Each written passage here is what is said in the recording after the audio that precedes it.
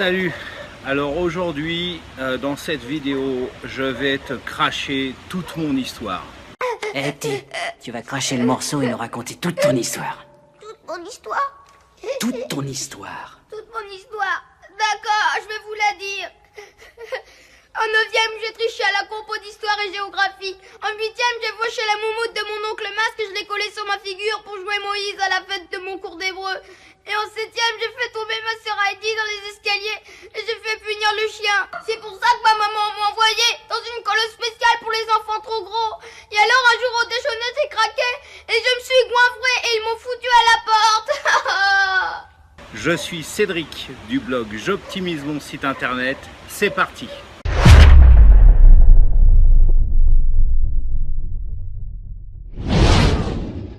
Alors tout d'abord, avant de commencer ce passionnant sujet, je voudrais te présenter trois amis à moi. Tout d'abord, le bouton s'abonner pour t'abonner à ma chaîne, comme ça tu vas rater aucune des vidéos. Mais mon deuxième ami, il est encore mieux, parce que c'est la cloche que quand tu t'abonnes, tu as une petite cloche qui apparaît, tu cliques dessus, le petit icône, et comme ça tu seras averti à chaque fois que j'aurai des nouvelles parutions. Et le troisième ami, c'est le pouce en l'air. Voilà, n'hésite pas à faire éclater le pouce en l'air pour cette vidéo, et puis pour les autres aussi, je te remercie. Alors tout d'abord, pour commencer cette vidéo, je dois te faire part d'une chose, c'est que je suis d'une génération très spéciale. Je ne suis pas de la génération des 30 glorieuses, officiellement 1945-1975, c'est plutôt 1970. Cette génération qui a bénéficié du salariat, du plein emploi, j'en fais pas partie, j'en ai pas bénéficié. Je ne fais pas non plus partie de la génération Y, cette fameuse génération qui a bénéficié de l'économie numérique d'Internet et qui a généré énormément de travailleurs indépendants. Moi, je suis de la génération du cul entre deux chaises, c'est-à-dire grosso modo 1975-1985, c'est-à-dire né trop tard pour bénéficier du plein emploi de cette société d'usines, de services, voilà, d'après 1945, et né trop tôt pour bénéficier pleinement de l'économie numérique, du moins au niveau de l'assimilation. Je suis arrivé un train trop tôt. Bref, je fais donc partie de cette génération du cul entre deux chaises. Si tu es né dans cette période, tu sauras de quoi je parle. Alors, il n'y a pas de choix. Pour moi, il n'y a pas eu de choix. Il a fallu que je m'adapte. J'avais le choix entre soit courir après un emploi salarié, sachant que le marché d'une manière générale était complètement obstrué, quel que soit le domaine, soit de faire ce que j'ai fait, c'est-à-dire d'essayer de rattraper la génération suivante, la génération Y, et de bénéficier de l'économie numérique. C'est ce que j'ai fait, c'est ce que je vais te raconter dans cette passionnante histoire. Alors tout d'abord, concernant mes études, j'ai fait un baccalauréat économique et social, ES maintenant, à l'époque c'était bac B. J'étais pas un mauvais élève, j'étais pas le meilleur non plus, j'étais plutôt dans la moyenne supérieure, c'est vrai. Et puis de toute façon, depuis le collège jusqu'à y compris durant le lycée, c'était au niveau des profs, il fallait suivre absolument cette voie, d'avoir le BEPC et puis après de faire un lycée général et puis après une faculté. Et moi j'ai mis très longtemps à trouver ma voie. En fait j'ai mis 30 ans, je suis arrivé à l'âge de 30 ans, j'ai enfin trouvé ma voie. Et j'ai été vraiment perdu dans ce choix tiraillé parce que j'étais à la fois bon en français, j'étais pas mauvais en maths. Donc, comme il n'y avait pas encore Internet à l'époque, le travail indépendant n'était pas encore développé, c'était toujours, alors je te parle de ça dans les années 90, début des années 90, c'était encore les entreprises artisanales, la boucherie, la boulangerie, la charcuterie, l'électricien, etc. tout ce que je ne savais pas faire. Et donc j'ai suivi le train, c'est-à-dire de faire cette voie, d'aller dans une fac. Alors j'étais dans une fac de sciences humaines, voilà. Je suis allé vraiment tout à fait par hasard. Là-bas, je voulais faire de la sociologie, hein, une fois que j'ai eu le bac en poche. Et j'ai voulu faire de la sociologie, je ne sais même pas pourquoi. Et puis je me suis retrouvé dans une fac qui faisait dans un département, dans le département de ma fac, il faisait sociologie, option anthropologie. En fait, il y avait beaucoup plus de cours d'anthropologie que de sociologie. Ça aurait dû être le contraire, et tant mieux, parce que en fait, je me suis rendu compte très très vite que j'avais horreur de la sociologie. Les profs étaient barbants, et puis c'était une matière qui ne me plaisait guère. Bon, je me suis pas très éclaté à la fac. Pour tout te dire, j'avais très peu d'amis en plus de ça. Quand j'avais d'autres copains qui étaient partis dans d'autres facs, qui s'éclataient, qui faisaient des soirées étudiantes, moi, j'ai pas eu le droit à tout ça.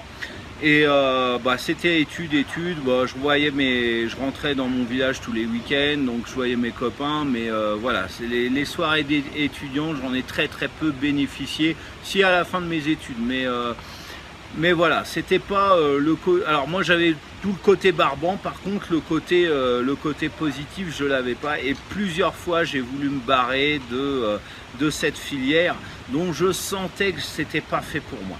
Et puis j'ai été poussé, les parents, tu sais, il faut que tu réussisses tes diplômes, il faut que tu ailles au plus haut, la famille, hein, d'une manière générale, t'es poussé à faire ça, puis moi je suis pas une très forte tête par rapport à ça, je sais pas tenir tête à mes parents pour ce genre de choses, donc j'ai suivi le train, et puis je suis arrivé jusqu'au niveau, alors j'ai commis cette inconscience d'arriver jusqu'au niveau doctorat. J'ai eu quand même ma maîtrise et mon DEA avec mention très bien, lesquelles je les ai écrites en un mois,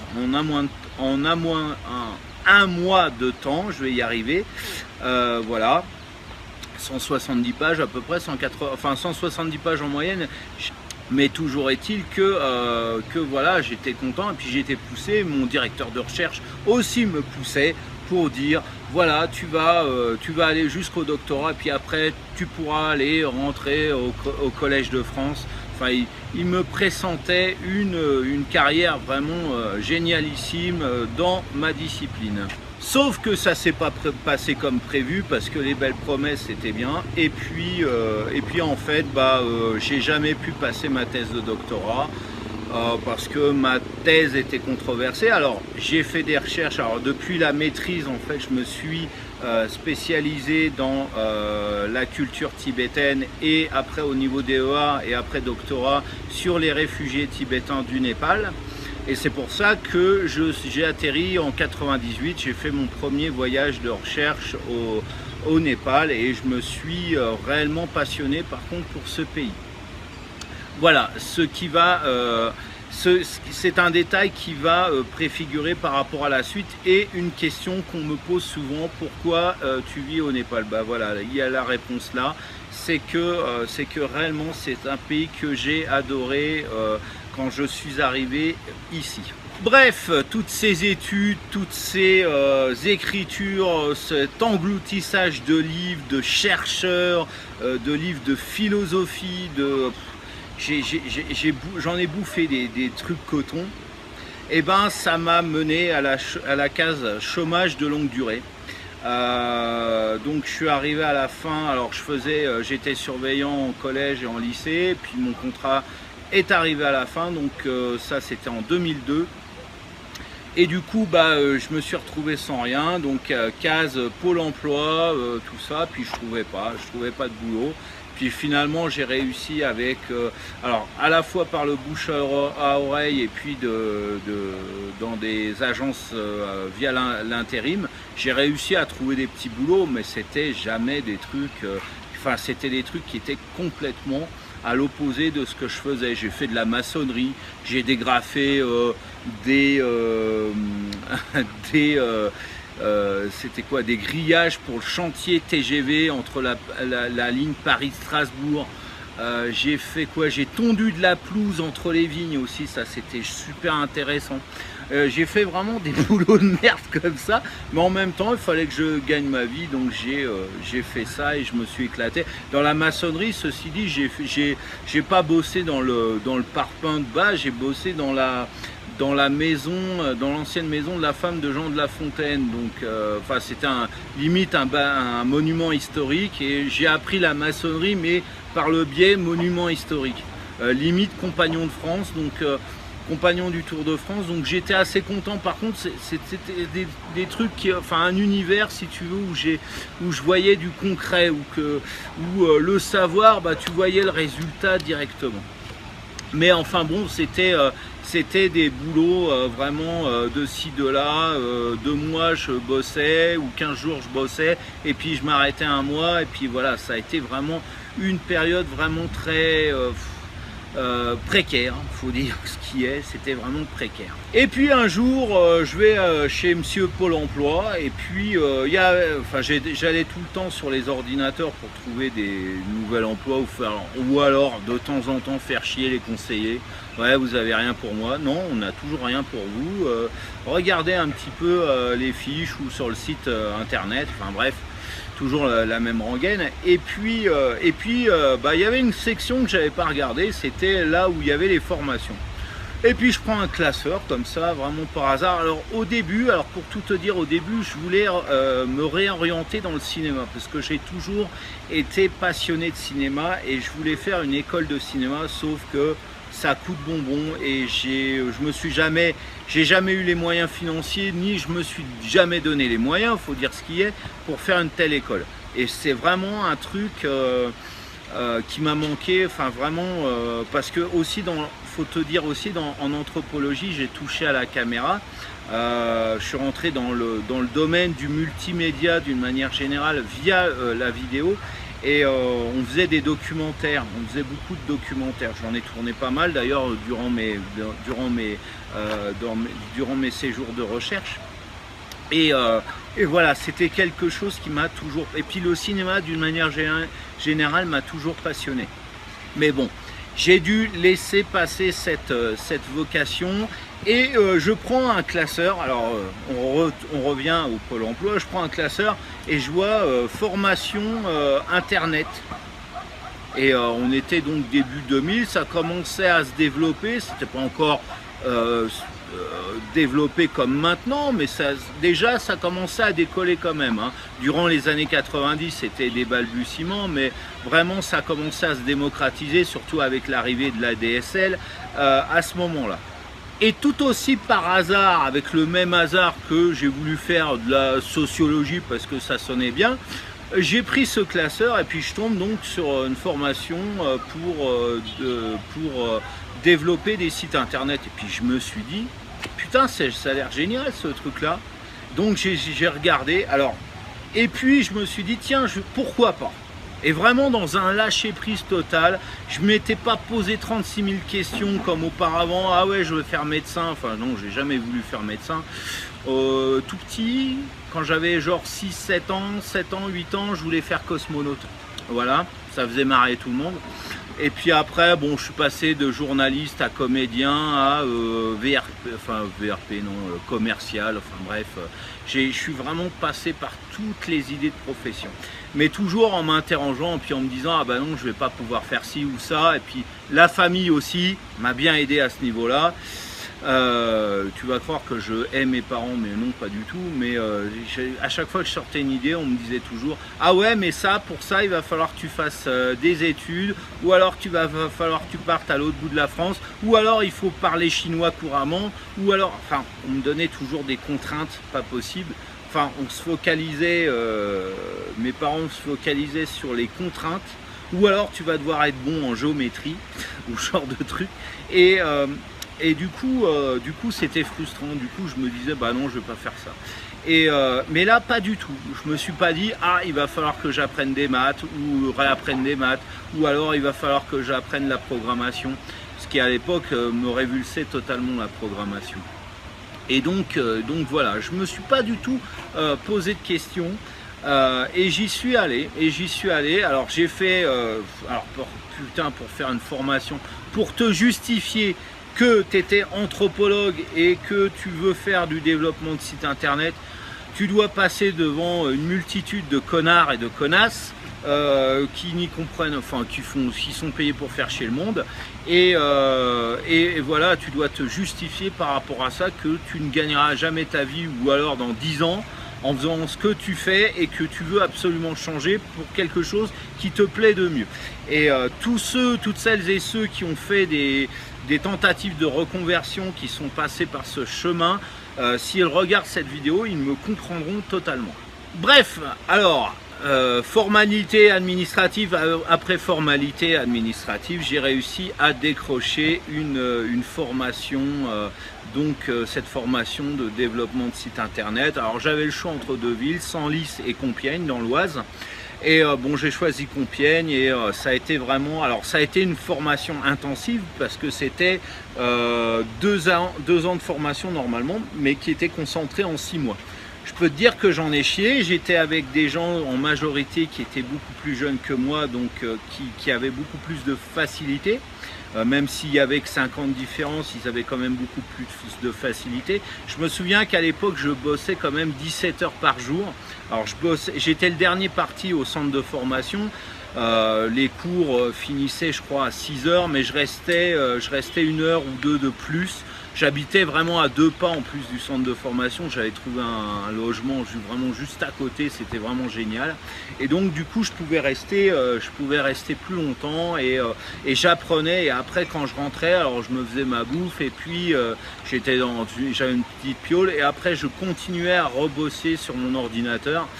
J'avais une petite étagère, d'ailleurs il était sur une petite étagère Ikea, tu sais, là où tu mets tes 3 bouquins, une plante, un truc comme ça, tu sais, un truc.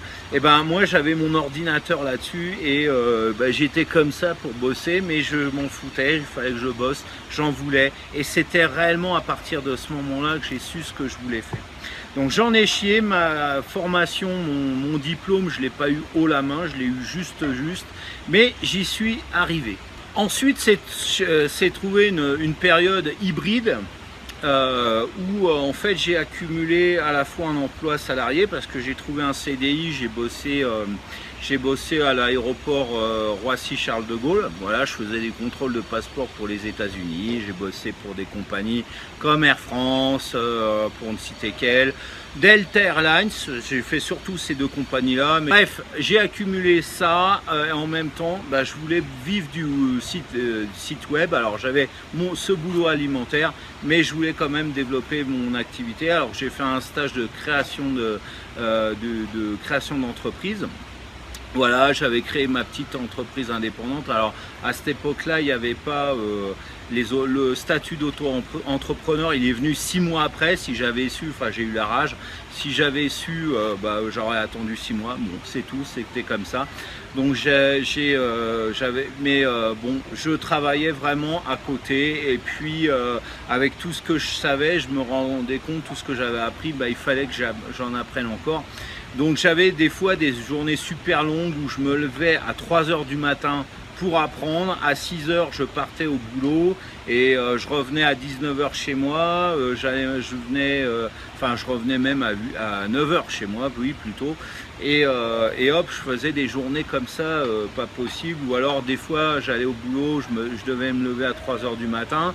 Je me recouchais, je faisais ma nuit en 2 fois en fait, et je me couchais je dormais, après je revenais, il était 2 heures à peu près chez moi, et 2 heures, 2 heures et demie, et je dormais 1 heure ou 2 en plus, et après je me remettais à bosser comme ça.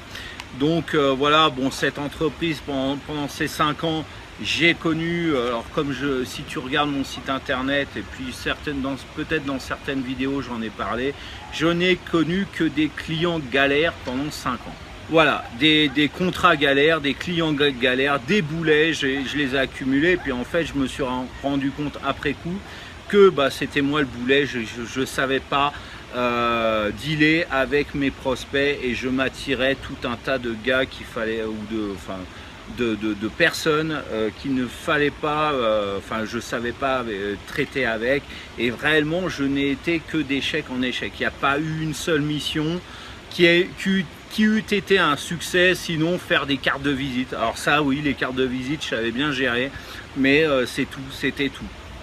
Et puis arrivé à la fin des années 2000, je me suis dit, bon, il y en a ras-le-bol. Entre-temps, j'ai rencontré la personne qui allait devenir ma femme, qui est népalaise, parce que j'avais entre-temps refait un voyage au Népal, enfin bref. Et donc voilà, à la fin vers 2008-2009, j'ai dit bon, basta. Et comme ça, je me suis dit bon, il faut que je me casse d'ici. La France m'apporte plus rien. Ce boulot alimentaire ne m'apportera aucune promotion, aucune reconnaissance. Et je suis parti, mais j'avais plus un rond en poche. Je suis pas parti aux États-Unis ou en Angleterre comme certains peuvent faire pour refaire leur vie. Voilà, des pays de cocagne. Moi, je suis parti dans l'un des pays les plus pourris au monde et j'ai décidé de me lancer comme ça. Au début, ça a été super dur parce que je suis arrivé, moi, tu sais, tu te dis, ouais, le Népal, c'est génial, c'est super. Ouais, c'est super quand tu passes 15 jours en tant que touriste. Tu y vis pas, donc quel que soit le pays d'ailleurs, hein, tu peux aller en France et dire ah c'est super, moi j'y vais là maintenant, je retourne de temps en temps en France, je dis ah c'est super, c'est vachement bien, mais en fait tout le monde stresse en France, donc voilà. Mais moi en tant que touriste, j'ai aucun souci à ce niveau-là. Donc voilà, et j'ai découvert un truc, c'était les coupures d'électricité, mais vraiment, enfin j'avais connu ça, mais ça, en tant que touriste tu te rends pas compte. Et puis quand tu fais des sites internet et que tu as, j'ai eu début 2010, en avril 2010, on avait jusqu'à 18 heures de coupure de courant par jour. Et les 6 heures qui restaient, ils te les mettaient pas d'un bloc, sinon ça aurait été génial si tu veux bosser. Non, ils te mettaient 2 heures par-ci, 1 heure et demie par-là. Des fois par rapport, alors ils avaient un calendrier, un plan de, ce qu'ils appellent un plan de délestage pour l'électricité, ils se délestent de l'électricité. Des fois c'était pas respecté, mais c'était pas respecté dans le mauvais sens, hein. C'était jamais pas respecté en disant ouais, là tu as 2 heures, mais non on va t'en mettre une 3e. C'était très rare. Et c'était juste impossible, j'ai cru péter un plomb. Et en même temps, je savais rien du tout. C'est ma très chère femme que j'embrasse, qui avait une boutique à l'époque et qui m'a tout appris du business réellement. Comment acquérir des prospects, comment les transformer en clients. Elle m'a engueulé, hein. Je peux te dire qu'elle m'a engueulé à cette époque-là. Elle était autodidacte, elle n'a jamais fait d'école de commerce ou quoi que ce soit, mais elle avait ça dans le sang, donc il n'y a rien de meilleur qu'un savoir autodidacte de toute façon, et elle a su me transmettre ça. J'en ai chié au début, à la fois par rapport à ces problèmes d'électricité, puis comme j'avais plus d'argent, je pouvais pas m'acheter ne serait-ce qu'une batterie pour quand il n'y a pas d'électricité, pour prendre le relais, ce que j'ai maintenant de toute façon. Alors maintenant il y a de l'électricité tout le temps, ou quasiment tout le temps. Bon, il y a des fluctuations, mais donc j'ai une batterie, je suis tranquille. Mais c'était la misère de chez misère, mais j'ai réussi. Alors j'ai trouvé un boulot dans une agence web, ça a duré 3 mois parce qu'on s'entendait pas, je m'entendais pas du tout avec les patrons. Donc je me suis barré et puis après j'ai vraiment décidé de partir à mon compte, et puis à ce moment-là j'ai développé mon business. Donc ça a mis grosso modo 2-3 ans à se développer, mais à réellement décoller ça a mis 1 an, et puis après ça a mis pour vraiment atteindre vraiment la pleine vitesse, ça a mis 2-3 ans. Alors après il y a eu des périodes de fast et des périodes basses aussi, des périodes de disette, mais d'une manière générale, voilà, maintenant je suis vraiment heureux dans ce que je fais. Bon, donc tout ça pour te dire que même si encore une fois c'est pas Versailles non plus, il y a des fois où il y a des mois qui sont difficiles, mais en tout cas je vis de ce que j'aime. J'ai enfin trouvé ma voie, et voilà. Et moi, le message que je voulais te dire à travers toute cette histoire, d'expliquer, parce que c'est une question redondante, comme j'expliquais vers le début de cette vidéo, pourquoi le Népal? Voilà, là tu as la réponse, parce qu'on me pose souvent cette question quand mes prospects me posent souvent cette question quand j'ai rendez-vous avec eux. mais au-delà de ça, enfin je veux dire quand tu veux faire quelque chose, quand tu as une idée de métier ou d'activité, n'écoute que d'une oreille les gens qui sont autour de toi. Je te dis pas ne les écoute pas parce que des fois leurs avis peuvent s'avérer utiles, mais concentre-toi si c'est vraiment ce que tu veux faire, si vraiment tu as quelque chose ou même si tu es perdu.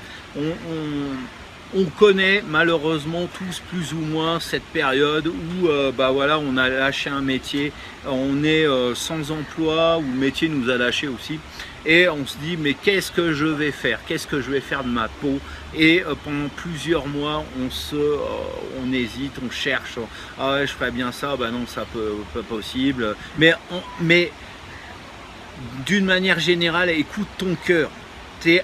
Moi j'ai toujours été aspiré par tout ce qui était inspiré, je veux dire, par tout ce qui était nouvelle technologie, voilà, ça c'était mon truc, donc c'est tout. Si je m'étais écouté dès le départ, j'aurais fait ça plutôt que de passer de cosmonaute à avocat en passant par journaliste, qui sont des métiers très bien, mais voilà. Par contre j'ai toujours su ce que je voulais pas faire, ça a été clair et net. Mais ce que je voulais faire, ça c'était encore une vaste question. Donc voilà, écoute-toi, écoute ton cœur, écoute ce que tu as envie de faire. Voilà, donc je te remercie, j'espère que cette vidéo t'a plu, elle est peut-être un peu longue, donc j'en sais rien en fait, je verrai bien au montage. Encore une fois, n'hésite pas à liker cette vidéo, à la partager, à la commenter. Et juste après, je te fais des suggestions, de nouvelles suggestions de vidéos sur la chaîne YouTube. Et je te dis à très bientôt pour une prochaine vidéo en attendant. Bonne fin de journée, ciao!